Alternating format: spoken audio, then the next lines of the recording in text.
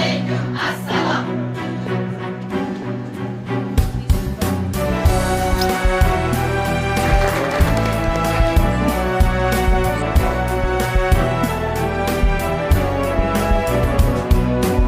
Kuch adolatda deb qildi adolat, qurgan saroylari, bog'lari hikmat, tuzgan tuzuklari darsdir jahonga.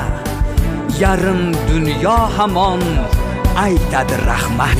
Olovga olovdek, daryoga suvdek, bas kelgan dov yurak o'g'lon edi u.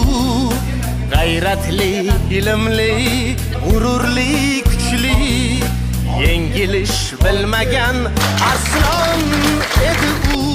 Kuni kecha Temuriylar tarixi davlat muzeyining kichik majlislar zalida sohibqiron Amir Temur haqida yozilgan ilk kitob Hindiston yurishi kundaligi kitobining taqdimoti bo'ldi.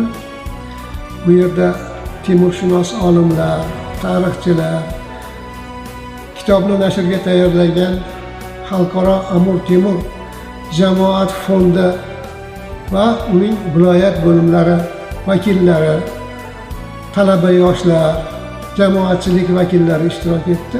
Bugun mana Andijon pedagogika texnikumi o'quvchilari va o'qituvchilari bilan sohibqiron Amir Temur faoliyati haqida tarixchi olimlar, shoir va yozuvchilar ishtirokida uchrashuv o'tkazdik. Ta'lim muassasasining o'qituvchilari fikrlar bildirishdi. O'quvchilar sohibqiron Amir Temur hayoti va faoliyati haqida, shuningdek Temur tuzuklari asari asosida tayyorlangan ko'rinishlarni namoyish qildilar va sohibqiron Amir Temur hayoti, faoliyati yoshlarimiz uchun buyuk ibrat yo'li ekanligi haqida tadbirlarda qayta ta'kidlandi.